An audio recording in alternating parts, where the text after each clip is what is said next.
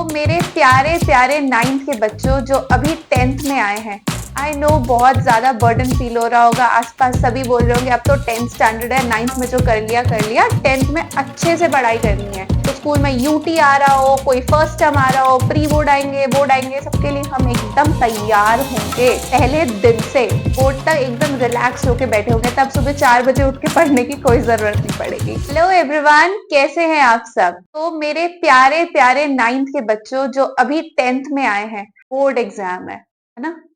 डर लग रहा है सोच के? तो डरना नहीं है, करना क्या है, पढ़ाई शुरू कर देनी है समय पर। ठीक है, अभी से अगर हम पढ़ना शुरू कर देंगे, धीरे धीरे करते चले जाएंगे, तो बोर्ड तो कुछ भी नहीं है, बोर्ड तो ऐसे ही निकल जाएगा, है ना? मेन क्या है, पढ़ना है समय पर। एक टाइम टेबल बनाना है कि हमने ये चीज अब कंप्लीट कर लेनी है, साथ साथ करते चलेंगे तो ऑब्वियसली हम स्कोर भी अच्छा कर लेंगे एंड तक। सारा स्ट्रैटेजी का खेल है। एंड में जाके बुक्स नहीं खोलनी, आज से ही पढ़ाई शुरू कर दो, थोड़ा थोड़ा आज से ही करना शुरू करो और आप पक्का बोर्ड तक एकदम रिलैक्स होके बैठे होंगे, तब सुबह 4 बजे उठ के पढ़ने की कोई जरूरत नहीं पड़ेगी। Right?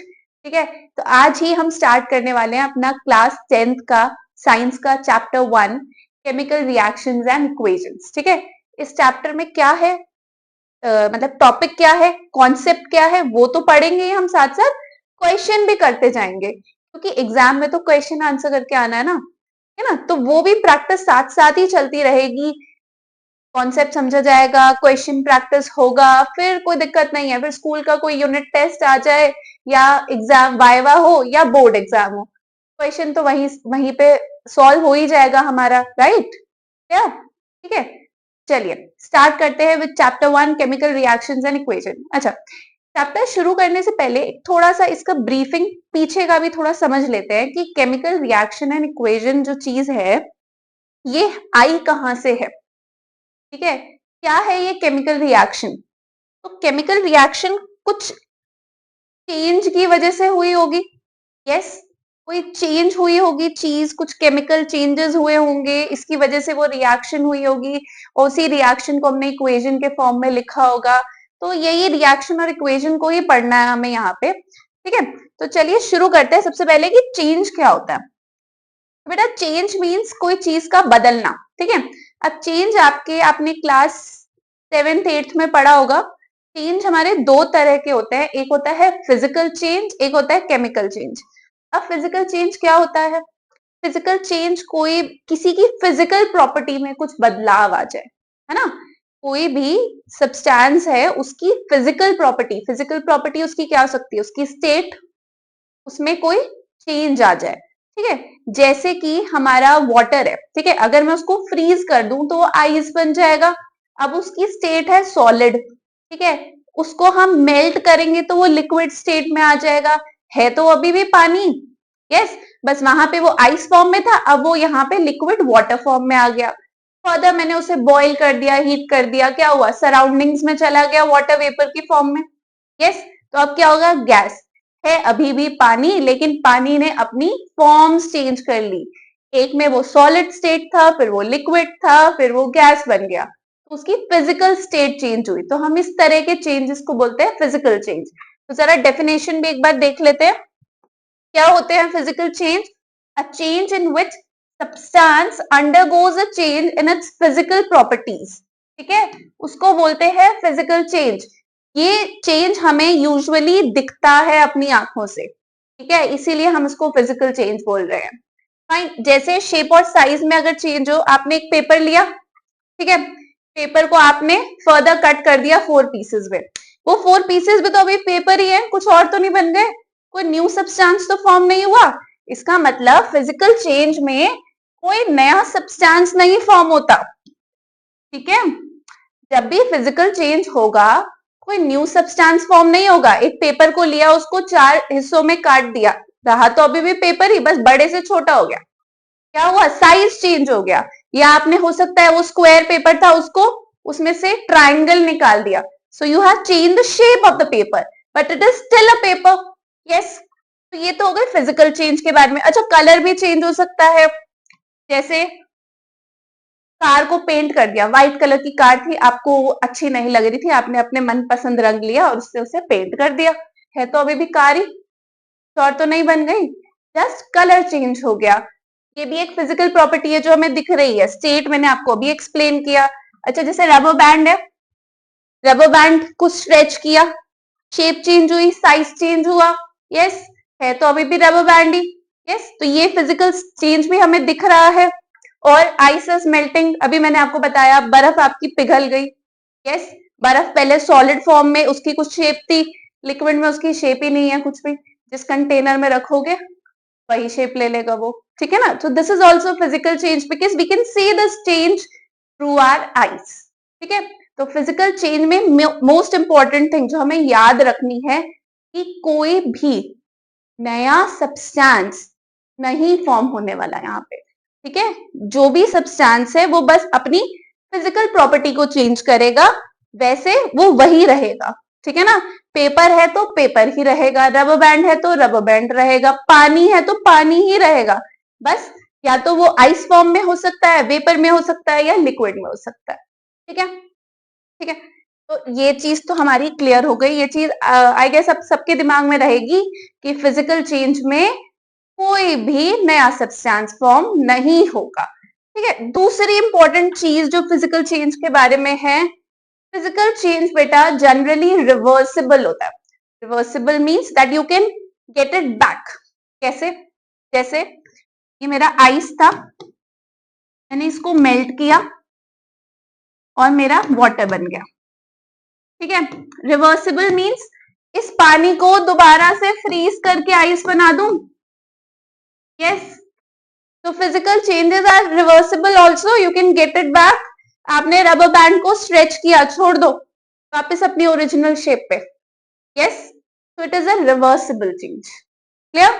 so physical changes are reversible। दो प्रॉपर्टी याद रहेंगी फिजिकल चेंज की, first is physical changes are reversible, दूसरा क्या है, कोई भी नया सब्सटेंस फॉर्म नहीं होगा फिजिकल चेंज में, ठीक है, क्लियर। तो यहाँ पे कुछ नया फॉर्म ही नहीं हो रहा तो रिएक्शन की तो बात ही नहीं उठती, ठीक है। चलिए अब देखते हैं केमिकल चेंज क्या है, क्योंकि उसी की रिएक्शंस हमने पढ़नी है, chemical reactions, right. Now what is a chemical change? Chemical change एक ऐसा चेंज है जिसमें सब्सटेंस अपनी पूरी की पूरी प्रॉपर्टी बदल लेगा और एक नया सब्सटेंस फॉर्म हो जाएगा, ठीक है। जैसे आपने खाना बनाना है, कुकिंग ऑफ फूड, रॉ चीजें ली, रॉ वेजिटेबल्स ली, को पकाया, ठीक है, एक नई डिश बन गई। तो जो नई डिश बनी है वो बिल्कुल अलग है रॉ वेजिटेबल से, यस। अब क्या आप उसको रिवर्स कर सकते हो? क्या पकी हुई सब्जी को वापस कच्चा कर सकते हो? नहीं कर सकते। तो एक चीज क्लियर हो गई, chemical changes are irreversible, they can not be reversed, yes. तो केमिकल चेंजेस क्या है बेटा? इरिवर्सिबल है, ठीक है, क्लियर। खाना पक गया, अब उसको वापस कच्चा थोड़ी कर दोगे, नहीं कर सकते ना, पॉसिबल ही नहीं है कि वो तो एक नया सब्सटेंस फॉर्म हो गया है, कुछ रिएक्शंस हुई, चीजें बनी, खाना पका, आपने हीट दी, ठीक है ना। देख रहे हो इसमें रिएक्शन में आपने हीट दी तो खाना बन गया, कुछ नई डिश बन के आ गई, राइट। तो यहाँ पे हमारी ये चीज क्लियर हो गई कि ये इरिवर्सिबल है। और जैसे डाइजेशन ऑफ फूड, तो आपके खाना आपकी बॉडी में गया, ठीक है, आपके पूरे एलिमेंट्री कैनाल में गया, then it goes to stomach और आपका स्मॉल इंटेस्टाइन, वहां पे डाइजेशन हुआ, डाइजेशन के लिए बहुत सारे एंजाइम्स थे। तो जो फूड जिस फॉर्म में था, डाइजेस्ट होके क्या वो उसी फॉर्म में रहा है? नहीं। जैसे मैं ये मान लेती हूँ जो फूड था वो लेट्स से वो ग्लूकोज की फॉर्म में है, ठीक है। अब खाना आपके बॉडी में चला गया, अब वहां पे उसका डाइजेशन हो रहा है और कुछ कुछ और चीजें, रेस्पिरेशन भी हो रही है, मतलब बहुत सारी चीजें हो रही हैं। प्रोटीन्स है, प्रोटीन्स भी डाइजेस्ट हो रहे हैं, ठीक है, अमीनो एसिड्स बन रहे हैं, फैट्स भी डाइजेस्ट हो रहे हैं, फर्दर फैटी एसिड्स, ठीक है। सब चीजें एक नई चीज में फॉर्म हो रही हैं, ठीक है, मतलब केमिकल चेंज हो रहा है, right. No new substances are getting form and this is not reversible, आप वापस नहीं लेके आ सकते इसको, ठीक है। Same ripening of fruit, fruit पक गया, कच्चा कैसे करोगे? कर्डलिंग ऑफ मिल्क, मिल्क जो है उसका दही जम गया, अब दही से दूध तो नहीं बनता ना, तो केमिकल चेंज हो गया। Burning of fuels, fuels burn हो गए, कार्बन डाइऑक्साइड गैस बन गई, अब उससे वापस फ्यूल कैसे लाओगे? नहीं ना, ठीक है ना। Burning of candle wax, rusting of iron, iron को जंग लग गया, ठीक है। तो this is also chemical change, right. तो हमें क्या पता चल गया, केमिकल चेंज जो है वो कैसे है बेटा, इरिवर्सिबल है। फर्स्ट ऑफ ऑल वापस नहीं जा सकते। दूसरा पॉइंट हमें क्या पता चला यहाँ पे कि अंदर हमेशा कुछ न्यू सब्सटेंस फॉर्म होगा, उस सब्सटेंस की अपनी खुद की प्रॉपर्टीज होंगी। यस, जो भी चीज फॉर्म हुई उसकी खुद की प्रॉपर्टीज हैं, ठीक है। जो रॉ आपने लिए थे, हम ये मान लेते हैं जो हमने चीजें ली रिएक्शन कराने के लिए या चेंज कराने के लिए, वो है रिएक्टेंट्स, जो आपस में मिले और कुछ कुछ रिएक्शन हुई और कुछ चेंज हुआ और कुछ न्यू सब्सटेंस फॉर्म हुआ। जो न्यू सब्सटेंस है वो है प्रोडक्ट। अब जो रिएक्टेंट थे उनकी कुछ अपनी प्रॉपर्टीज थी और जो प्रोडक्ट फॉर्म हुआ it has all together its own properties, right? So a new substance, one or more new substances are formed in a chemical change, and these substances have their own properties. Clear? ठीक है, एक example देख लेते हैं chemical change का। जैसे आप magnesium ribbon लीजिए, मैग्नीशियम रिबन को हमने बर्न किया, ठीक है, यहाँ बर्नर लगा देंगे, बर्न किया है। अब ये बर्न कैसे हो रहा है, इन द प्रेजेंस ऑफ ऑक्सीजन, ठीक है, एटमॉस्फेयर में आपका ऑक्सीजन है, उसके हेल्प से ये बर्न हो रहा है, ठीक है। So magnesium ribbon is getting burn in the presence of oxygen. जब वो बर्न हुआ तो क्या हुआ, एक ब्राइट लाइट आई, ठीक है, और ये आपका रिबन कन्वर्ट हो गया पाउडर में, व्हाइट पाउडर, व्हाइट ऐश, ठीक है। This white powder and this white ash is your magnesium oxide. तो क्या हुआ, मैग्नीशियम एक आपका मेटल है, ठीक है, ऑक्सीजन आपकी गैस एटमॉस्फेयर में, ठीक है, इसकी अपनी प्रॉपर्टीज है, इसकी अपनी प्रॉपर्टीज है।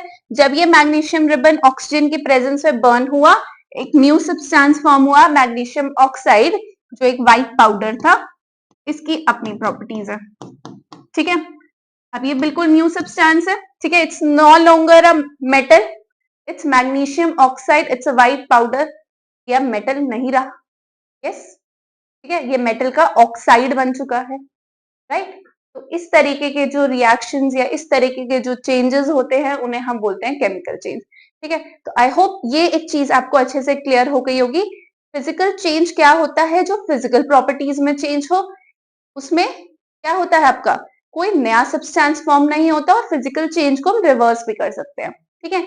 दूसरा केमिकल चेंज क्या है, केमिकल चेंज में जो चेंज हो रहा है वो इरिवर्सिबल है, आप वापस नहीं लेके आ सकते। और दूसरी चीज क्या, इसमें न्यू सब्सटेंसेस फॉर्म होंगे जिनकी खुद की प्रॉपर्टीज होंगी, ठीक है। तो physical and chemical change I hope एकदम क्लियर हो गए सबको, ठीक है।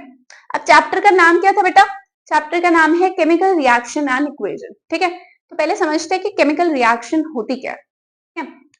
तो chemical reaction are the chemical changes, जो केमिकल चेंज हमने पढ़ा वो केमिकल रिएक्शन ही है, ठीक है।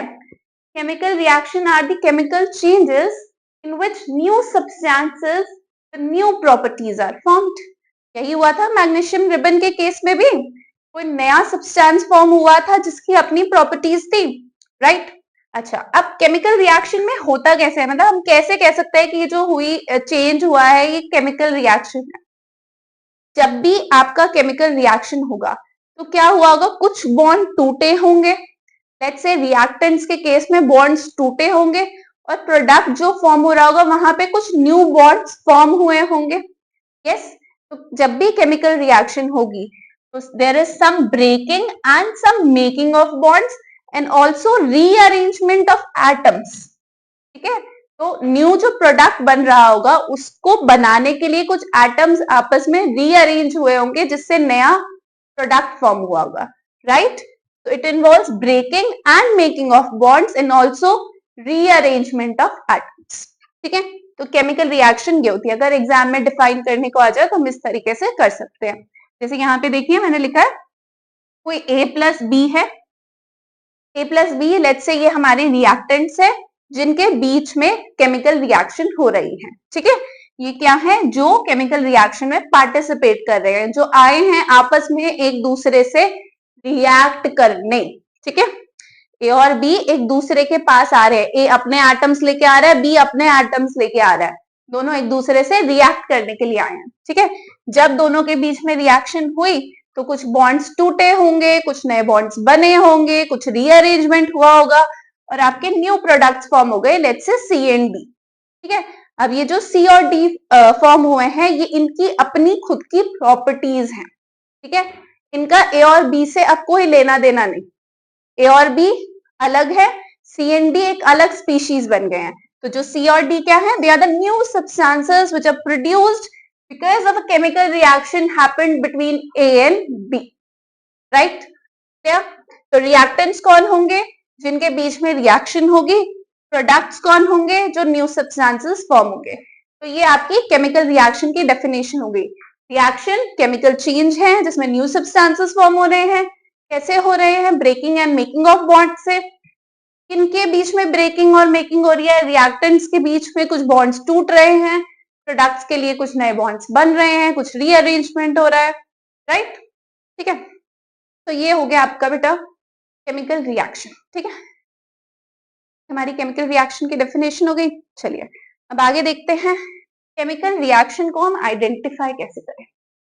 हम आप सोचेंगे मैम आपने ये तो बता दिया केमिकल रिएक्शन में कुछ बॉन्ड टूट रहे हैं, कुछ बन रहे हैं, पर हम किसी सब्सटेंस को देख के कैसे बताएं इसके बीच में बॉन्ड टूट रहा है या यहाँ बॉन्ड बन रहा है? हमें दिख तो नहीं रहा, राइट? हम यहाँ पे अगर कोई रिएक्शन लिख रहे हैं तो वहां हमें दिख तो नहीं रहा ना बॉन्ड टूटता हुआ या बनता हुआ। तो कैसे पता चलेगा कि ये जो भी रिएक्शन हुई है ये केमिकल रिएक्शन है? तो कैरेक्टरिस्टिक्स होंगे, है ना, कुछ तो प्रॉपर्टीज होंगी जिसकी हेल्प से मुझे पता चल सकता है। यस, तो चलिए जल्दी से अब हम पढ़ते हैं कैरेक्टरिस्टिक्स ऑफ केमिकल रिएक्शंस। ठीक है, किन चीजों से हमें ये पता लग सकता है कि ये जो रिएक्शन हुई है ये केमिकल रिएक्शन। ठीक है, तो what are the characteristics? Start with it. First characteristic that is evolution of a gas. ये कैरेक्टरिस्टिक है जो ये कह रहा है कि जब भी कोई केमिकल रिएक्शन होगी, हो सकता है आपको उस केस में कोई गैस रिलीज होती हुई दिखे, कोई गैस इवॉल्व होती हुई दिखे, राइट? जैसे देखिए यहाँ पे हमने जिंक के पीसेस लिए, जिंक ग्रैनुल्स लिए, ठीक है, इस टेस्ट ट्यूब में लिए। आप टेस्ट ट्यूब में लीजिए या आप कोनिकल में ले लीजिए, जिंक के पीसेस ले लीजिए, ठीक है, और इसके अंदर मैंने एसिड पोर किया। ठीक है, acid, let's say sulphuric acid मैंने इसके अंदर डाल दिया। ठीक है, जैसे ही एसिड इसके अंदर जाएगा ना बेटा, जिंक और एसिड आपस में रिएक्ट करने लगते हैं। ठीक है, आपस में रिएक्शन करने लगते हैं। की वजह से क्या होगा? एक तो सबसे पहले चीज, ये जो वेसल है ना ये गर्म होने लग जाता है। ठीक है, दिस वेसल जहां पे ये रिएक्शन हो रही होगी वो वेसल हॉट, गर्म होने लग जाएगा, मींस टेम्परेचर इंक्रीज कर रहा होगा। ठीक है, वो भी मैं आपको बताऊंगी। Temperature, change in temperature is also characteristic of chemical reaction. ठीक है, अभी लेकिन एवोल्यूशन ऑफ गैस पहले समझ लेते हैं। ठीक है, क्या हुआ जब ये दोनों आपस में रिएक्ट हुए तो एक गैस निकली। ठीक है, देखिए यहाँ पे आपको बबल्स फॉर्म होते हुए दिखेंगे। अब बबल्स फॉर्म होना मीन्स कोई ना कोई गैस फॉर्म हो रही है। तो बेटा गैस कौन सी फॉर्म हो रही है? यहाँ पे हाइड्रोजन गैस फॉर्म हो रही थी। कौन सी गैस फॉर्म हो रही थी? Hydrogen gas. अब गैसेस और भी फॉर्म होती हैं, इस रिएक्शन में हाइड्रोजन गैस फॉर्म हो रही थी। अब मुझे कैसे पता चले ये गैस हाइड्रोजन गैस है? तो हमने ये एक्सपेरिमेंटल सेटअप बनाया। ठीक है, उसमें क्या देखा हमने, जैसे ही मैंने जिंक पीसेस में सल्फ्यूरिक एसिड ले लीजिए या हाइड्रोक्लोरिक एसिड, कोई भी आप डालेंगे तो यहाँ पे आपको बबल्स फॉर्म हुए, दैट मीन्स गैस थी। ठीक है, आपने उस गैस को इस डिलीवरी ट्यूब से कलेक्ट किया और यहाँ पे साइड में आपने एक वेसल में सोप सोल्यूशन ले रखा था। क्या ले रखा था? Soap solution. ठीक है, तो ये गैस के बबल्स आपको सोप सोल्यूशन में दिखे, देखिए, ठीक है, दिख रहे हैं आपको ये बबल्स? हाँ, सोप सोल्यूशन में we could see the bubbles. यहाँ पे जब हम कैंडल लेके गए, ठीक है, ये जो कैंडल है, because of the hydrogen gas it burn with pop sound. तो ये पॉप साउंड क्या है बेटा? हाइड्रोजन गैस का कैरेक्टरिस्टिक है। ठीक है, ये बड़ा इंपॉर्टेंट है, एग्जाम में बहुत पूछा जाता है, इसे हम बार बार आगे रिवाइज भी करते रहेंगे, चैप्टर में बार बार देखेंगे, बट अभी के लिए आप याद थोड़ा सा इसको रख लीजिए दिमाग में। ठीक है, burning of hydrogen gas with pop sound. ठीक है, एकदम पट ऐसे आवाज आएगी, पॉप की आवाज आएगी, समथिंग लाइक कुछ निकला, right? So some pop sound will be. ठीक है, तो इधर से हमें क्लियर हो गया कि जो गैस थी वो क्या थी? हाइड्रोजन गैस थी। पर अभी हम यहाँ पे सिर्फ कैरेक्टरिस्टिक समझ रहे हैं कि अगर कोई गैस इवॉल्व हो रही होगी तो वो भी एक कैरेक्टरिस्टिक है बताने के लिए कि ये केमिकल रिएक्शन, ठीक है। ज्यादा निटी ग्रिटी में अभी नहीं जाते, आगे फिर से देख लेंगे इसको, इस एक्सपेरिमेंटल सेटअप को, ठीक है। क्या हुआ, जिंक और सल्फ्यूरिक एसिड लिया हमने, जिंक सल्फेट, एक कुछ सॉल्ट फॉर्म हुआ और hydrogen gases evolve. Hydrogen gas is a characteristic of a chemical reaction, ठीक है। ऑल्सो मैंने अभी आपको बताया था, आप जिस वेसल में कर रहे होगे वो वेसल क्या हो जाता है बेटा, गर्म हो जाता है, ठीक है। It becomes hot which indicates that there is change in temperature also, मतलब टेम्परेचर में भी चेंज आया। लेट्स से उस वक्त रिएक्शन आपकी रूम टेम्परेचर पे थी, जैसे ही आपने जिंक में एसिड डालना शुरू किया टेम्परेचर राइज करना शुरू कर गया, ठीक है। So there is rise in temperature, change in temperature which has happened, right. तो ये भी एक कैरेक्टरिस्टिक है केमिकल रिएक्शन का, ठीक है। और क्या देख सकते हैं, देखिए अगर लेट्स से मेरे पास सोडियम कार्बोनेट है, मैंने वेसल में लिया, मैंने टेस्ट ट्यूब में सोडियम कार्बोनेट लिया, ठीक है, सोडियम कार्बोनेट लिया, ठीक है। और इसके अंदर मैंने क्या डाला, इसके अंदर मैंने डाइल्यूट HCl डाल दिया, ठीक है। ऊपर से मैंने क्या डाला, हाइड्रोक्लोरिक एसिड। जैसे ही मैंने हाइड्रोक्लोरिक एसिड सोडियम कार्बोनेट में डाला तो कुछ सॉल्ट फॉर्म हुआ, ऑल्सो हमें यहाँ पे भी बबल्स देखने को मिले, मींस यहाँ पे भी कोई गैस इवॉल्व हुई, और यहाँ जो गैस इवॉल्व हुई थी that was carbon dioxide gas, right. तो gas evolution is a characteristic of a chemical reaction. इतनी बात क्लियर हुई, ठीक है। यस, कौन सी रिएक्शन में कौन सी गैस इवॉल्व होती है वो सब हम अच्छे से आगे भी पढ़ते जाएंगे, याद करते जाएंगे। अभी के लिए हमें याद क्या रखना है कि ये एक कैरेक्टरिस्टिक है evolution of gas chemical reaction का, ठीक है। दूसरा भी मैंने यहाँ पे अगर आप देखें तो बता चुकी हूं मैं, चेंज इन टेम्परेचर भी एक कैरेक्टरिस्टिक है केमिकल रिएक्शन का, राइट। चलिए आगे देखते हैं दूसरा कैरेक्टरिस्टिक। अभी मैंने आपको बताया था change in temperature means temperature में चेंज आना, या तो टेम्परेचर बढ़ रहा होगा या कम हो रहा होगा, ठीक है। Rise in temperature is also a change and fall in temperature is also a change, है ना। रूम टेम्परेचर से अगर टेम्परेचर बढ़ जाए वो भी चेंज हुआ, रूम टेम्परेचर से कम हो गया तो वो भी तो चेंज हुआ, या ठीक है।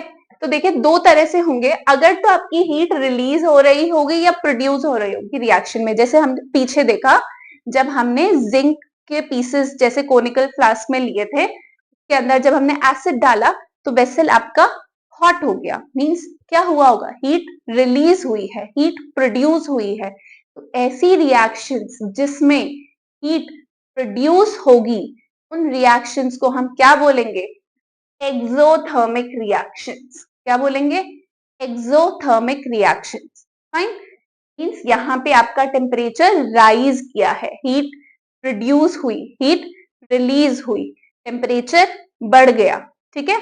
इन रिएक्शंस को हम क्या बोलेंगे, एक्सोथर्मिक रिएक्शंस, फाइन, ठीक है। दूसरा चलो इसका एक और एग्जांपल भी देख लेते हैं। क्विकलाइम लिया हमने, quicklime is your calcium oxide, ठीक है। इसको हमने पानी के साथ रिएक्ट किया तो कुछ slaked lime that is calcium hydroxide form हुआ, ठीक है। तो हमने एक वेसल लिया, उसके अंदर या कोनिकल फ्लास्क ले लीजिए, उसमें क्विकलाइम डालो, पानी डालो, और क्या होगा, रिएक्शन होगी उनके बीच में और स्लेक्ड लाइन फॉर्म होगा। और जब स्लेक लाइन फॉर्म हो रहा होगा उस वक्त वो वेसल जो है वो बहुत गर्म हो गया, क्या हुआ, हीट रिलीज हुई, हीट प्रोड्यूस हुई। So this is also an example of exothermic reaction, right. Rise in temperature हो रहा है, यहाँ पे भी टेम्परेचर बढ़ रहा है, कैसी रिएक्शन है ये, एक्सोथर्मिक रिएक्शन है, ठीक है। तो चेंज इन टेम्परेचर में एक तरह की रिएक्शन भी हमें क्लियर हो गई, ये भी एक तरह से टाइप ऑफ रिएक्शन है, एक्सोथर्मिक रिएक्शंस, ठीक है। दूसरा क्या हो सकता है, हीट आपकी एब्जॉर्ब भी हो सकती है, यस, है ना।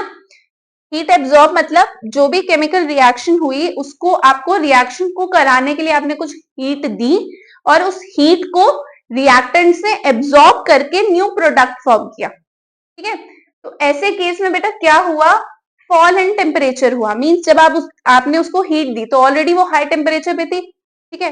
तो क्या हुआ, उस हीट को उस रिएक्टेंट ने एब्जॉर्ब करके टेम्परेचर तो कम हो गया क्योंकि प्रोडक्ट बनाना था, हीट को पूरा उसने एब्जॉर्ब कर लिया तो फॉल इन टेम्परेचर हो गया, ठीक है, सिर्फ heat is absorbed in a reaction, तब क्या होगा, टेम्परेचर कम होगा, और इस तरीके की रिएक्शंस को हम बोलेंगे एंडोथर्मिक रिएक्शंस।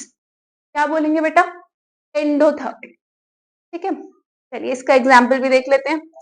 जैसे बेरियम हाइड्रोक्साइड है और अमोनियम क्लोराइड है। ठीक है, तो हमने एक जैसे बीकर लिया, ठीक है, उसमें मैंने डाला बेरियम हाइड्रोक्साइड, बेरियम हाइड्रोक्साइड, ठीक है, और ऊपर से क्या डाल दिया, अमोनियम, अमोनियम क्लोराइड लेट से पाउडर है, वो पहले से इसके अंदर मैं डाल के रख देती हूँ।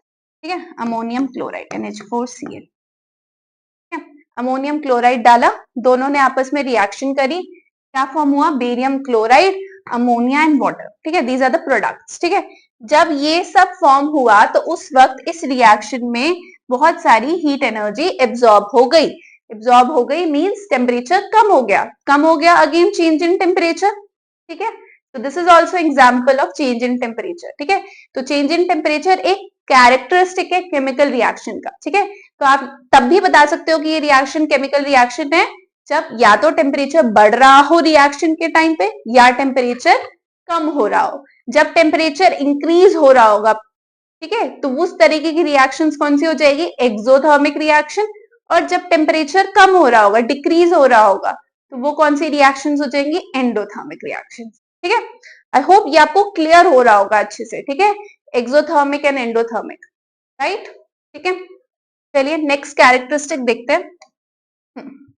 हाँ जी, नेक्स्ट कैरेक्टरिस्टिक बेटा, ये कैरेक्टरिस्टिक से भी हमें पता चल जाता है कि यहाँ पे एक केमिकल रिएक्शन हुई है, that is formation of precipitate. अब आप सोचेंगे मैम ये क्या होता है प्रेसिपिटेट? प्रेसिपिटेट होता है एक इनसोल्यूबल सॉलिड।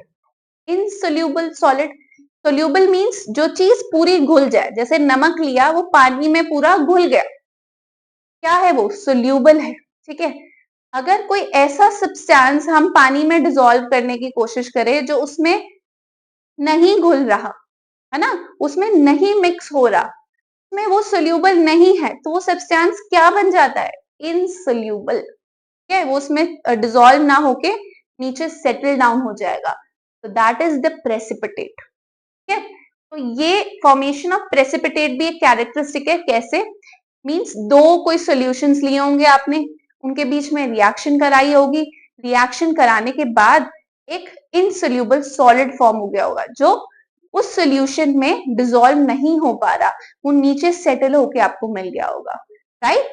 यस, वो क्या है, वो है प्रेसिपिटेट। ठीक है, इसका एक एग्जांपल देखते हैं यहाँ पे हम। देखें, ये जैसे मैंने एक टेस्ट ट्यूब ली, उसके अंदर है बेरियम क्लोराइड। ठीक है, टेस्ट ट्यूब में क्या लिया है, बेरियम क्लोराइड, और दूसरी टेस्ट ट्यूब से सोडियम सल्फेट का सोल्यूशन इसमें डाल रही हूँ। ठीक है, ये भी सोल्यूशन पानी में बना हुआ है, ये भी पानी में बना हुआ है। ठीक है, दोनों पाउडर को मैंने बेरियम क्लोराइड का पाउडर लिया, पानी में डिसॉल्व करके एक सोल्यूशन बनाया, दूसरा मैंने सोडियम सल्फेट का पाउडर लेके पानी में डिसॉल्व करके एक सोल्यूशन बनाया। ठीक है, अब मैं स्लोली स्लोली क्या कर रही हूँ, सोडियम सल्फेट के सोल्यूशन को बेरियम क्लोराइड के सोल्यूशन में ऐड करती जा रही हूँ। जैसे मैं ये ऐड करती जा रही थी, धीरे धीरे मुझे क्या दिखा, एक नीचे व्हाइट कलर का प्रेसिपिटेट इनसोल्यूबल सॉलिड फॉर्म होता हुआ डिपॉजिट हो रहा है नीचे। ठीक है, तो इसका मतलब कोई केमिकल रिएक्शन हो रही है, इसीलिए ये इनसोल्यूबल सॉलिड मुझे नीचे फॉर्म होता हुआ दिख रहा है। यस, ठीक है, तो यहाँ पे formation of precipitate is a characteristic of chemical reaction. ठीक है, तो यहाँ पे क्या फॉर्म हुआ था, बेरियम सल्फेट फॉर्म हुआ था, व्हाइट प्रेसिपिटेट, और सोडियम क्लोराइड दैट इज नमक, NaCl। अभी मैंने बताया था ये पानी में सोल्यूबल होता है, तो वो पानी में सोल्यूबल है इसीलिए वो उसके सोल्यूशन के अंदर है, लेकिन ये पानी में सोल्यूबल नहीं था इसीलिए वो नीचे प्रेसिपिटेट की तरह हमें मिल गया। ठीक है, ये सोल्यूबल था इसलिए इसको आप देख नहीं पा रहे हो, ये वाटर में डिसॉल्व है ऑलरेडी। जब दोनों की रिएक्शन हुई तो रिएक्शन, एक मिनट, ये सॉल्यूशन हमने किससे बनाए थे, पानी में ही बनाए थे ना, और नमक पानी में डिसॉल्व हो जाता है, याद है ना ये आपको चीज, मैंने अभी बताया कि ये हमने दोनों पानी में बनाए हैं। ठीक है, और नमक पानी में डिसॉल्व हो जाता है, तो यहाँ पे जो NaCl दूसरा प्रोडक्ट फॉर्म हुआ है वो तो वाटर में ऑलरेडी डिसॉल्व हो रखा है, राइट। बेरियम सल्फेट नहीं होता, इसीलिए वो एक व्हाइट प्रेसिपिटेट इनसॉल्युबल सॉलिड की तरह मुझे नीचे मिल गया। यस, ठीक है, क्लियर क्लियर। तो फॉर्मेशन ऑफ प्रेसिपिटेट भी क्या है, एक कैरेक्टरिस्टिक है केमिकल रिएक्शन का। इस तरीके से हम और कर सकते हैं रिएक्शन, जैसे मैं सिल्वर नाइट्रेट का सोल्यूशन ले लेती हूँ एक टेस्ट ट्यूब में, दूसरे टेस्ट ट्यूब में सोडियम क्लोराइड का सोल्यूशन ले लेती हूँ। अगेन वैसे ही डालना शुरू करूंगी, क्या होगा, सिल्वर क्लोराइड का व्हाइट प्रेसिपिटेट मुझे इनसोल्यूबल सॉलिड नीचे मिलेगा। सोडियम नाइट्रेट पानी में डिसॉल्व रहता है, इसलिए वो उसके अंदर ही रहेगा, ठीक है। व्हाइट प्रेसिपिटेट आपका सिल्वर क्लोराइड का मिल जाएगा। So this is also an example of precipitate formation, right. तो प्रेसिपिटेट फॉर्मेशन भी क्या हो गया बेटा, एक कैरेक्टरिस्टिक हो गया केमिकल रिएक्शन का, ठीक है।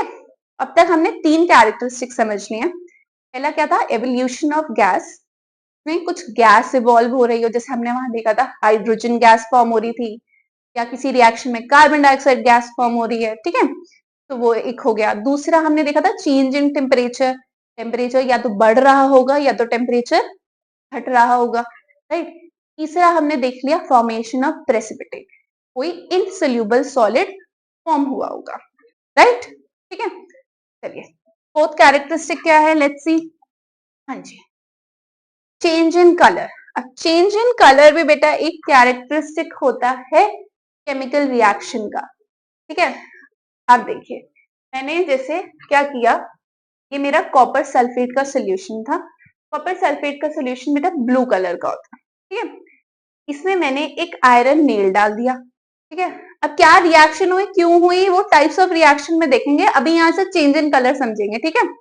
आई नो बहुत सारे बच्चों को पता होता है, मैम यहाँ डिस्प्लेसमेंट हो गया है, मैम ये ज्यादा रिएक्टिव है, मन में आ रहे हैं ना आंसर्स, ठीक है। अभी वो आंसर्स थोड़ा अपने मन में रखिए, अभी सिर्फ चेंज इन कलर के बारे में समझते हैं, राइट। तो an iron nail is added to blue copper sulphate solution, मैंने ब्लू कॉपर सल्फेट सोल्यूशन में नेल डाल दिया, क्या हुआ, सोल्यूशन का कलर चेंज होने लग गया। जब कोई रिएक्शन हो रही होगी ना, इस कॉपर सल्फेट सोल्यूशन और आयरन के बीच में कुछ ना कुछ रिएक्शन हो रही होगी, जिसकी वजह से कलर चेंज हो रहा है, राइट। और क्या हो गया, कलर बेटा ग्रीन हो गया, ब्लू टू ग्रीन। तो ये देखो, ये कैरेक्टरिस्टिक हमें दिख भी रहा है, राइट, यस, कलर चेंज का, राइट। तो ये भी एक कैरेक्टरिस्टिक हो गया केमिकल रिएक्शन का, चेंज इन कलर। क्यों हुआ था, बिकॉज आयरन सल्फेट फॉर्म हो गया था, that is green in colour, right, clear. Copper sulphate का सोल्यूशन था, आयरन डाला, आयरन सल्फेट फॉर्म हुआ एंड कॉपर अलग हो गया उसमें से, ठीक है, क्लियर। चले आगे देखें, change in state, fifth characteristic. State change भी एक कैरेक्टरिस्टिक है, जैसे कंबशन ऑफ कैंडल वैक्स करूं, मतलब कैंडल वैक्स को मैं बर्न करूंगी, ठीक है। जब मैं उसको हीट करूंगी तो वैक्स आपका पहले मेल्ट होगा, ठीक है, मेल्ट होगा बर्न करने पे, मैंने बर्न किया, अभी क्या था, ये सॉलिड फॉर्म में है, मेल्ट हुआ, लिक्विड बन गया, एकदम वाटरी सा हो गया, ठीक है। और उसको मैं फर्दर हीट करती रहूंगी, बर्न करती रहूंगी, तो वो कार्बन डाइऑक्साइड गैस फॉर्म हो जाएगी। यस, ये स्टेट चेंज भी एक तरह से कैरेक्टरिस्टिक हो गया केमिकल रिएक्शन का, ठीक है। तो 5 कैरेक्टरिस्टिक्स है हमारे केमिकल रिएक्शन के, जो मेजरली हमको पता होने चाहिए, और इन पे क्वेश्चंस भी आते हैं एग्जाम में, ठीक है। बोल देते हैं right a chemical reaction which shows a characteristic of change in temperature, तो आप फटाफट रिएक्शन लिख देंगे, ठीक है। इस तरीके के क्वेश्चंस एग्जाम्स में पूछे जाते हैं, मैं आपको एग्जाम में कैसे क्वेश्चंस पूछे जाते हैं वो भी साथ साथ बताती जाऊंगी, ठीक है, क्लियर, ठीक है, 5 कैरेक्टरिस्टिक क्लियर, ठीक है। तो ये तो हो गया हमारा चैप्टर का एक first part finish. First part क्या था, केमिकल रिएक्शन के डेफिनेशन और कैरेक्टरिस्टिक्स ऑफ केमिकल रिएक्शन, ठीक है। ओके, चलिए स्टार्ट करते हैं with balancing of chemical equation. तो बैलेंसिंग ऑफ केमिकल इक्वेशन करने से पहले हमें ये समझना है कि what is a chemical equation, होती क्या है। तो केमिकल इक्वेशन बेटा, it is a method of representing a chemical reaction with the help of symbols and formula of substances involved in it। क्या मतलब हुआ इसका, जो भी केमिकल रिएक्शन हुई, उस केमिकल रिएक्शन को हम किस फॉर्म में लिख रहे हैं, सिंबल्स एंड फॉर्मूला के फॉर्म में। जैसे अगर मैंने लिखा मैग्नीशियम की रिएक्शन है, तो मैग्नीशियम का क्या हो जाएगा, Mg सिंबल, ठीक है। Oxygen, oxygen gas O2 gas में एग्जिस्ट करता है, ठीक है। और फॉर्म हुआ magnesium oxide, that is MgO। This is the formula of magnesium oxide. जब मैंने अपनी रिएक्शन को इस सिंबल और फॉर्मूला के फॉर्म में रिप्रेजेंट किया तो वो क्या बन गई, chemical equation. Clear. Chemical equation को और डिस्क्रिप्टिव कैसे बना सकते हैं, रिबन हमारा सॉलिड में था तो S लिख दीजिए ब्रैकेट में, ऑक्सीजन गैस फॉर्म में एग्जिस्ट करती है, G लिख दीजिए ब्रैकेट में, MgO magnesium oxide white powder form हुआ था, दैट इज ऑल्सो सॉलिड। ठीक है, तो ये आपकी इक्वेशन और डिस्क्रिप्टिव हो गई, इसमें हमें उन सब सब्सटेंसेस की स्टेट भी पता चल रही है कि वो सॉलिड में एग्जिस्ट कर रहा है, लिक्विड में है, गैस में है। ठीक है, तो इस तरीके से हम केमिकल इक्वेशन लिख देते हैं। अब ये तो हमने लिख दी केमिकल इक्वेशन। अब क्या चीज यहाँ पे हम करने वाले हैं, बैलेंसिंग। अब बैलेंसिंग क्यों की जाती है, क्या है इसके पीछे, वो समझते हैं पहले। कंजर्वेशन ऑफ मास, आपको पता है क्या होता है, क्या कहता है conservation of mass, law of conservation of mass ये कहता है कोई भी रिएक्शन में, ठीक है, no atoms can be created, मतलब कोई नया एटम क्रिएट नहीं होता, ना ही कोई एटम डिस्ट्रॉय होता है रिएक्शन में। ठीक है, तो इसका मतलब जो टोटल नंबर ऑफ एटम्स है किसी भी एलिमेंट के, वो रिएक्टेंट साइड और प्रोडक्ट साइड में इक्वल रहने चाहिए। ठीक है, क्या बोल रहा है वो, आपका law of conservation of mass ये कह रहा है आपका कोई भी एटम रिएक्शन में क्रिएट भी नहीं होगा और डिस्ट्रॉय भी नहीं होगा। ठीक है, इसका मतलब जो रिएक्टेंट साइड्स में जितने भी एटम्स थे उतने ही एटम्स आपके प्रोडक्ट साइड में होने चाहिए, तभी आपकी जो रिएक्शन है वो बैलेंस रहेगी, आपकी इक्वेशन बैलेंस रहेगी। जितना वेट, जितना मास रिएक्टेंट साइड में है उतना ही मास प्रोडक्ट साइड में है। मास कब बराबर होगा, जब दोनों का नंबर बराबर होगा दोनों तरफ, राइट। यहाँ पे जितने एटम्स है वहीं प्रोडक्ट में भी उतने एटम्स हो, तभी दोनों तरफ मास इक्वल होगा। ठीक है, सो ये चीज इंश्योर करनी इंपॉर्टेंट है, इसीलिए हमें सब रिएक्शन को बैलेंस करना पड़ता है, बराबर करना पड़ता है दोनों तरफ। अगर ये हमारा बैलेंस है, वेइंग बैलेंस है, तो रिएक्टेंट का जितना वेट है उतना ही प्रोडक्ट का वेट होना चाहिए। ठीक है, ऐसा नहीं कि प्रोडक्ट हो जाए आपका हैवी और रिएक्टेंट हो जाए हल्का, no, it should be balance, दोनों का वेट बैलेंस। ठीक है, इसीलिए हमें केमिकल इक्वेशंस बैलेंस करनी है यहाँ पे। ठीक है, चलिए अब केमिकल इक्वेशंस कैसे बैलेंस की जाती है। अब ऑब्वियसली यहाँ पे हम इनका वेट तो नहीं लेंगे, अब नोटबुक में इक्वेशन बैलेंस करनी है तो दोनों का वेट तो नहीं लिया जा सकता, रिएक्टेंट्स का और प्रोडक्ट्स का, तो क्या करें, क्या करें, एटम्स काउंट कर सकते हैं। अगर एटम्स बराबर होंगे तो वेट तो अपने आप बराबर हो जाएगा, राइट। तो हमें यहाँ पे क्या करने हैं, एटम्स काउंट करने हैं। तो left hand side, that is the reactant वाली साइड में, number of atoms of all the elements in the reactants should be equal to the right hand side, that is the product side। ठीक है, number of atoms of all the elements in the product। ठीक है, तो reactant में जितने आपके elements atoms हैं उतने ही आपके प्रोडक्ट साइड में होने चाहिए। अगर नंबर ऑफ एटम्स इक्वल है तो मास ऑटोमेटिकली इक्वल हो जाएगा, राइट। ठीक है, अगर नहीं है इक्वल तो कैसे किया जाता है, हम बैलेंस करते हैं by multiplying the symbols and formula with the smallest possible number. कोई भी आप स्मॉलेस्ट पॉसिबल नंबर से मल्टीप्लाई कीजिए और बैलेंस कर दीजिए। एक चीज ध्यान रखनी है, जब भी आप मल्टीप्लाई कर रहे हो सिर्फ उसके आगे होगा, जैसे अगर मैंने यहाँ mg लिखा है तो मैं जो भी नंबर है वो इसके आगे लिख सकती हूँ, यहां नहीं लिखना कुछ भी। ठीक है, उससे क्या होगा, आपका फॉर्मूला चेंज हो जाएगा। जैसे मेरा MgO है, ठीक है, इसके बीच में कुछ नहीं लिखना, सिर्फ यहाँ आगे हम नंबर ऐड कर सकते हैं, मल्टीप्लाई कर सकते हैं। ठीक है, क्योंकि अगर मैं यहाँ पे कोई नंबर लगा दूंगी तो ये उसका फॉर्मूला ही चेंज कर देगा, right. So please don't change the formula of the compound या जो भी हो आपका सब्सटेंस, उसका फॉर्मूला मत चेंज कर देना, सिर्फ नंबर आगे लगाइए और बैलेंस कर दीजिए। ठीक है, तो जरा एग्जाम्पल्स देख लेते हैं, उसी से ज्यादा बैलेंसिंग क्लियर होगी, है ना। यहाँ पे सिर्फ बातें करने से नहीं होगी, क्वेश्चंस करने से होगी। ठीक है, तो बैलेंसिंग का पहला क्वेश्चन देखते हैं, कैसे रिएक्शन हम करते हैं बैलेंस, उससे क्लियर होता जाएगा। ठीक है, देखिए what we have to do, write a balanced equation for the following reaction. ठीक है, क्या है reaction? Hydrogen burns in oxygen to form water. मैंने इस तरीके से आपको इसीलिए दिया है क्योंकि एनसीईआरटी में ना बेटा इस तरीके से दे रखी है और फिर बोला गया है कि आप ना इक्वेशन लिखिए, मतलब रिएक्शन फॉर्म ऐसे दे रखी है, फिर उसकी इक्वेशन लिखिए एंड देन बैलेंस कीजिए। ठीक है, तो जिससे आपको आइडिया लग जाएगा अगर ऐसे सेंटेंस फॉर्म में रिएक्शन दे रखी है तो उससे इक्वेशन कैसे लिखनी है। ठीक है, क्या बोला गया? हाइड्रोजन बर्न्स इन ऑक्सीजन, तो मींस हाइड्रोजन और ऑक्सीजन की रिएक्शन है, फॉर्म क्या हुआ? वाटर। ठीक है, ये हो गया आपके रिएक्टेंट्स, ये हो गए प्रोडक्ट। ठीक है, अब क्या करना है? बैलेंस। पहले तो चेक करना होगा क्या जो भी इक्वेशन हमारी फॉर्म हुई है वो बैलेंस है भी या नहीं। अगर तो बैलेंस होगी ऑलरेडी तो जरूरत ही नहीं है, लेकिन अगर वो बैलेंस नहीं है तो हमें करनी है। ठीक है, कैसे चेक करेंगे? पहला क्या रूल था बैलेंसिंग का? जितने भी एटम्स रिएक्टेंट साइड में होंगे उतने ही एटम्स प्रोडक्ट साइड में होंगे। ठीक है, और रिएक्टेंट साइड को लिख देते हैं लेफ्ट हैंड साइड। ठीक है, प्रोडक्ट साइड को लिख देते हैं राइट हैंड साइड। ठीक है, अब हमारे पास एटम्स किस किस के हैं पहले वो देख लेते हैं।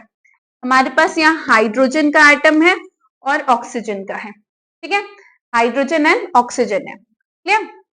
लेफ्ट हैंड साइड में देखें कितने हाइड्रोजन है? 2। ठीक है, राइट हैंड साइड में भी कितने हैं? 2। हाइड्रोजन तो बराबर है ना। ऑक्सीजन देख लेते हैं left hand side, that is reactant वाली साइड में ऑक्सीजन है 2 एंड राइट हैंड साइड में अगर मैं देखूं H2O वाटर में है यहाँ पे ऑक्सीजन 1। तो हाइड्रोजन तो बैलेंस थे लेकिन ऑक्सीजन बैलेंस नहीं है, दैट मीन्स हमें यहाँ पे बैलेंसिंग करनी पड़ेगी, है ना।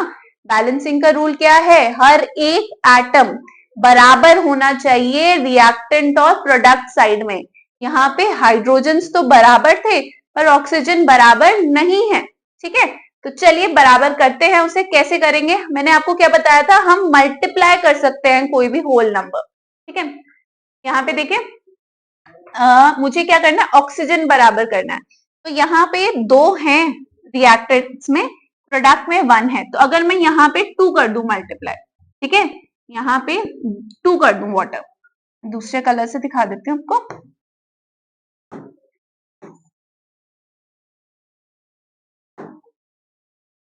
2 H2। ठीक है, जब मैंने यहाँ 2 वाटर किया तो ऑक्सीजन तो हो गए यहाँ पे 2। ठीक है, अब देखिए क्या हो गया? हाइड्रोजन 2 इंटू 2, हाइड्रोजन भी हो गए प्रोडक्ट में 4। ऑक्सीजन तो हो गए बैलेंस लेकिन हाइड्रोजन हो गए अनबैलेंस, है ना। हाइड्रोजन अब बैलेंस नहीं है, तो हाइड्रोजन बैलेंस करना तो मैं क्या कर दूं? यहाँ पे 2 लगा दूं।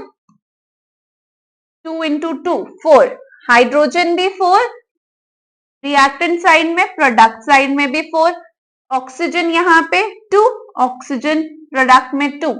Balance reaction will be this. Final reaction क्या हो गई? 2H2 plus O2 is 2H2O.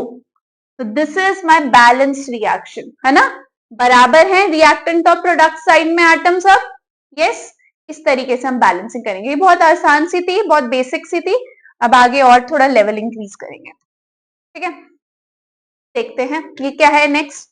Methane Burns in oxygen. जब भी बर्न की बात आए तो मींस ऑक्सीजन के प्रेजेंस, एयर में बर्न किया है हमने। ठीक है, मीथेन क्या होता है? CH4 को मैंने ऑक्सीजन के साथ बर्न किया, so what I got?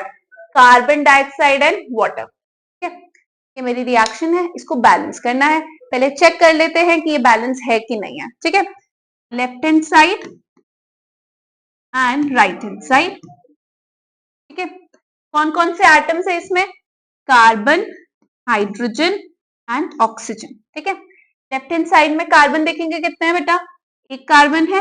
Right hand side में कितने हैं? 1 है। ठीक है, हाइड्रोजन्स देखें, हाइड्रोजन्स यहाँ पे 4 हैं, यहाँ पे 2 हैं। Now let's see oxygen. Oxygen here 2 and यहाँ पे कितने हैं? 2 + 1 3। यस, सिर्फ कार्बन बैलेंस है, हाइड्रोजन भी बैलेंस नहीं है, ऑक्सीजन भी बैलेंस नहीं है। ठीक है, तो करें हम पहले बैलेंसिंग। ठीक है, कार्बन तो बैलेंस है, उसको नहीं छेड़ते, हाइड्रोजन पहले बैलेंस करने की कोशिश करते हैं। यहाँ पे बेटा 4 हाइड्रोजन थे, यहाँ 2 थे। यहाँ 4 करने के लिए क्या करूं मैं, 2 से मल्टीप्लाई कर दूं इसको, ठीक है। तो 2 से मल्टीप्लाई मतलब यहाँ पे लग गया 2, 2H2O। जब यहाँ पे लगा 2 तो हाइड्रोजन तो हो गए 4, लेकिन अब प्रोडक्ट साइड में ऑक्सीजन का नंबर भी चेंज हो रहा है, देखिए 2 और ये 2 ऑक्सीजन, 2 + 2 4, ठीक है। अब ऑक्सीजन कितने हो गए प्रोडक्ट साइड में, राइट हैंड साइड में 4, ठीक है। Reactant side that is left hand side में अभी भी 2 ही ऑक्सीजन है। अब हमें इसे भी बैलेंस करना है, तो क्या करते, यहाँ पे 2 लगा दूं, 2 × 2 4, राइट, हो गए बैलेंस। देखें कार्बन दोनों तरफ 1 1, हाइड्रोजन इधर 4, प्रोडक्ट में भी 4, ऑक्सीजन इधर 4, प्रोडक्ट में भी 4, रिएक्शन हो गई balance. Will write down the balance chemical equation, क्या बन गई, CH4 methane plus 2 oxygen giving carbon dioxide CO2 plus 2H2O, हो गई बैलेंस, क्लियर, ठीक है। बैलेंस इक्वेशन हमेशा लिखनी है हमें एंड में, ठीक है, क्लियर। चलें आगे और देखें, आसान है बैलेंसिंग, बिल्कुल भी टफ नहीं है, बस थोड़ा आराम से पेशेंटली अगर आप सॉल्व करेंगे so will definitely get the correct answer, fine. चलिए नेक्स्ट क्या है, hydrogen combines with nitrogen. Hydrogen gas और नाइट्रोजन गैस जब कंबाइन करी तो क्या फॉर्म हुआ, अमोनिया NH3, ठीक है। अब ये इक्वेशन बैलेंस है कि नहीं वो चेक करते हैं पहले। तो reactant side that is left hand side, product side that is right hand side, ठीक है। कौन कौन से एटम्स है इसमें, हाइड्रोजन है और नाइट्रोजन है, बस, ठीक है। हाइड्रोजन कितने हैं यहाँ पे 2, प्रोडक्ट में कितने हैं 3, ठीक है। नाइट्रोजन कितने हैं 2, प्रोडक्ट में कितने हैं 1, ठीक है। क्या करें क्या करें क्या करें क्या करें, नाइट्रोजन करते पहले बैलेंस, ठीक है। N2 है इधर लगा दूं मैं, जब मैंने यहाँ 2 लगाया नाइट्रोजन तो बैलेंस हो गए, लेकिन हाइड्रोजन कितने हो गए राइट हैंड साइड में, 2 × 3 दैट इज 6, ठीक है, 6 हो गए, बस हो गया बेटा। यहाँ पे हाइड्रोजन 2 है, यहाँ 3 लगा देंगे, ये भी हो गए 6, हाइड्रोजन बैलेंस्ड दोनों तरफ 6 6, नाइट्रोजन बैलेंस दोनों तरफ 2 2, तो balance equation is 3H2 plus N2 gives 2 ammonia, ये हमारी balance chemical equation, clear, easy, ठीक है। इस तरीके से बैलेंसिंग हम करते जाएंगे, फाइन। और देखें चलिए क्या है next, heated iron metal, iron metal है, उसको रिएक्ट किया हमने स्टीम के साथ, स्टीम वाटर की फॉर्म होती है तो दैट इज H2O ओनली, ठीक है। क्या फॉर्म हुआ, iron oxide and hydrogen, chemical equation लिखी हुई है। अब इसको चेक करना है ये बैलेंस है कि नहीं है, नहीं है तो क्या करेंगे, बैलेंस कर देंगे, ठीक है। अब तो सब कर देंगे, तो एक 30 सेकेंड्स के लिए वीडियो पॉज कीजिए और बैलेंस कीजिए, ठीक है। आई होप कर ली होगी, करके अब चेक करते हैं कि आपने ठीक करी है कि नहीं करी, ठीक है। Okay, left hand side is your reactant side, right hand side is your product side, ठीक है। चलिए क्या क्या है, आयरन है, हाइड्रोजन है, ऑक्सीजन है, तीनों है, ठीक है। इधर आयरन है 1, प्रोडक्ट में है 3, इधर हाइड्रोजन है 2, प्रोडक्ट में भी है 2, इधर ऑक्सीजन है 1, प्रोडक्ट में है 4, हाँ जी, ठीक है। सबसे पहले आयरन कर दूं बैलेंस, है ना, कितना आसान है, Fe3O4 है, यहाँ 3 लगाऊंगी, किसी को छेड़ाखानी कुछ नहीं करेगा, बिल्कुल परेशान नहीं कर रहा किसी को आयरन, यहाँ 3 लगाऊंगी, कुछ हाइड्रोजन ऑक्सीजन किसी में कुछ चेंज नहीं आ रहा, तो फटाफट ये तो कर ही देती हूँ, ठीक है। आयरन तो हो गए बैलेंस, ठीक है।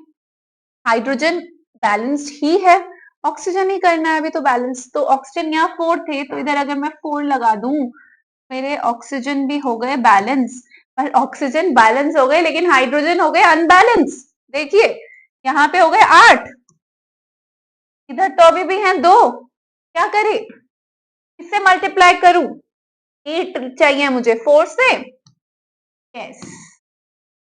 Done. Balanced. Let's write down the balanced chemical equation.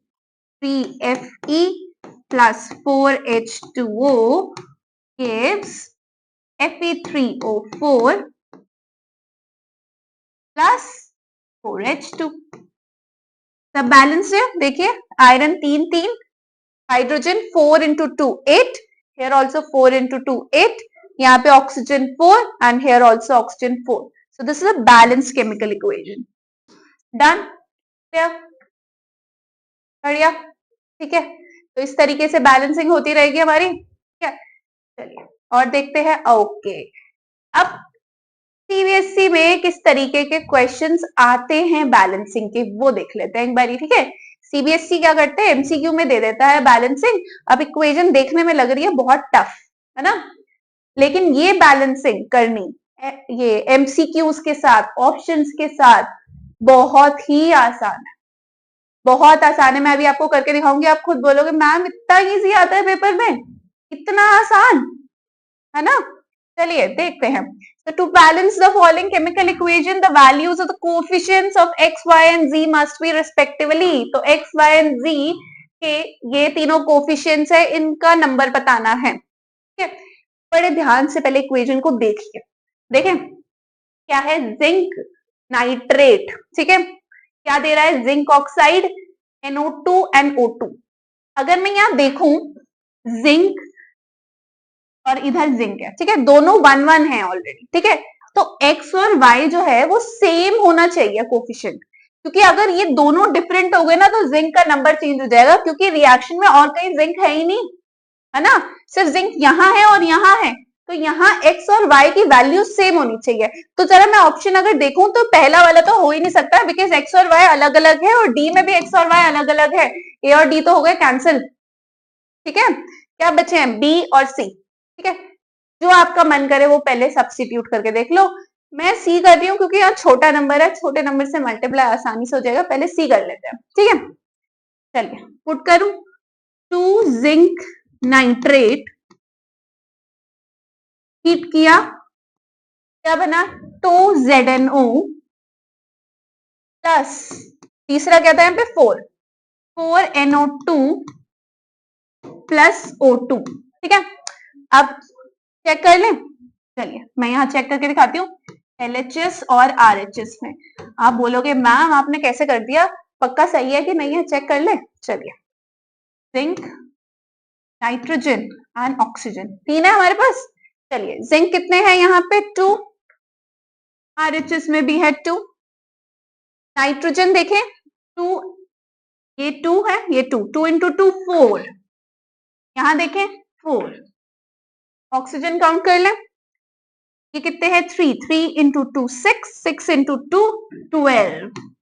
यहाँ देख लें 2 ZNO पे 2, 4 into 2 8 plus 2 10 और ये 2 12. Balance easy. ठीक है, एग्जाम में दिया तो डिफिकल्ट इक्वेशन, लेकिन बैलेंसिंग आपकी ऑप्शन से भी हो सकती थी. ठीक है, इस तरीके से हम बैलेंस कर लेंगे. क्लियर हुआ. ठीक है, बोर्ड में इस तरीके का सवाल आएगा और हम बना के आएंगे बहुत आराम से. ठीक है, चलिए नेक्स्ट.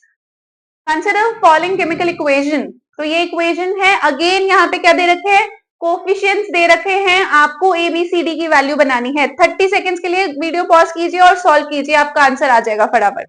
आ गया सबका. चलिए देखें. In order to balance this chemical equation, the values of A, B, C and D must be.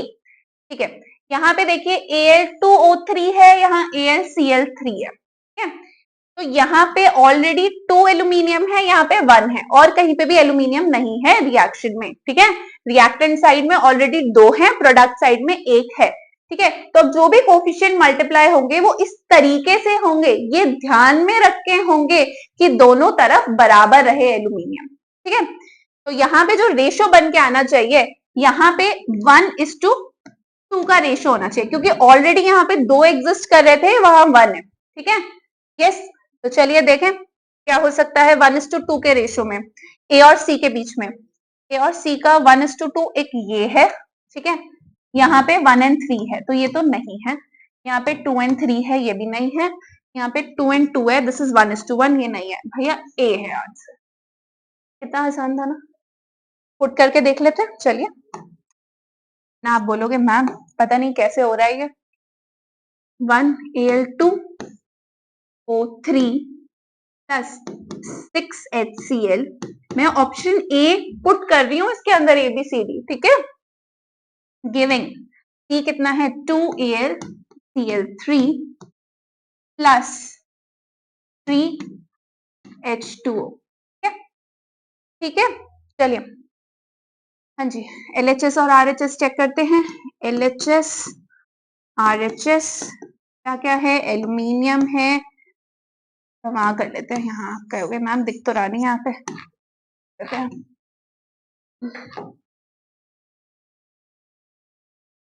LHS RHS, ठीक है। क्या क्या है, एल्यूमिनियम है, ऑक्सीजन है, हाइड्रोजन, ऑक्सीजन, क्लोरीन, ये सब है।